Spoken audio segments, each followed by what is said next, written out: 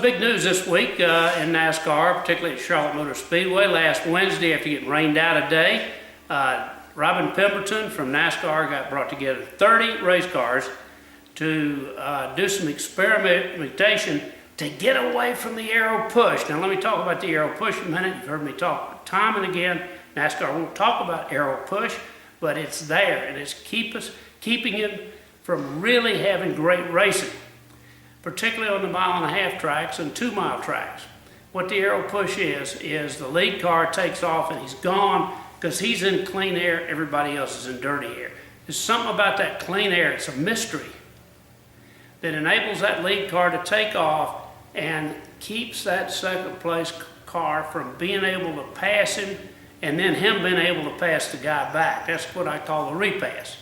So we're not having those back and forth races that we need to have to make this truly great racing. That's what the test was about, I don't care what they say. Now, NASCAR's got a new man on the scene, Gene Stephanation, and he is from General Motors. He was a vice president there. He's a vice president at NASCAR. Matter of fact, they call him vice president of innovation. And the thing he's going to try to innovate is getting rid of this aero push and enabling those guys to get up there and pass and repass for the lead and bring back that fender rubbing and bumping and those rivalries that make tickets sell. So they had a good test. They had 30 cars, as I said, and they had the cream of the crop there mostly. And so did they learn anything? Well, I think they did. Because the test they had previously in October, there was only 5 cars there. Now I'm sure they learned things there. Matter of fact, I know they did.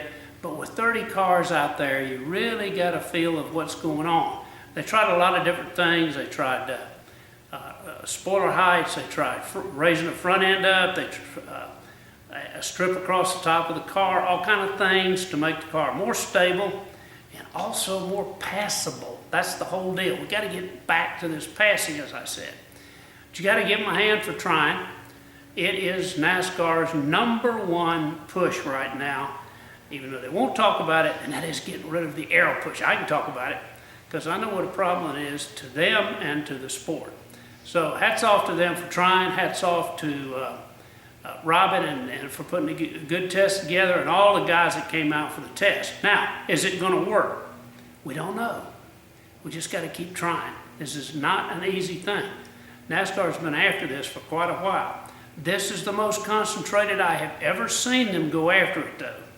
So, if it can be done, I think they'll do it, and I hope they'll do it. And if they do, if they eliminate this aero push, we're going to have the darndest racing you have ever seen. Now, talk about racing, let me go back to the Indianapolis racing. You all remember a couple YouTubes ago when I said Indy racing had gone to the dogs and things were really getting bad, and what they needed to do was get bigger cars, etc., etc. Also said they needed to slow the cars down. Now, boy, that came in loud and clear from you all. I mean, by the tons. Half of you said I was right, half of you said I was wrong. That's good. I'm just glad there was a lot of upheaval over it. The fact is, folks, IndyCar put on a great show at Indianapolis. They had 68 lead changes. That was fantastic. They should have had a green, white, yellow finish. They finished under the yellow. It's not fair to the fans to have a green, white, yellow finish. I don't care what kind of purist you are. The only reason we have yellow flag finishes now is that's just the way it was done.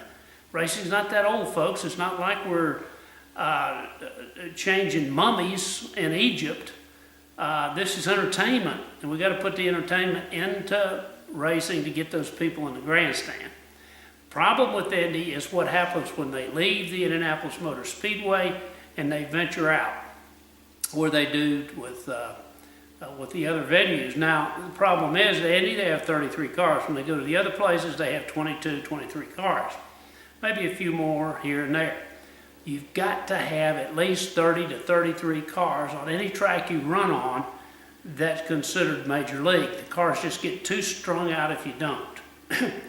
Witnessed Pocono this year where the cars were, it was like, here comes a car, and way behind it, here comes another. So thank you for your objectivity toward what I said about IndyCar racing. I'm just trying to help it. We'll see where it goes.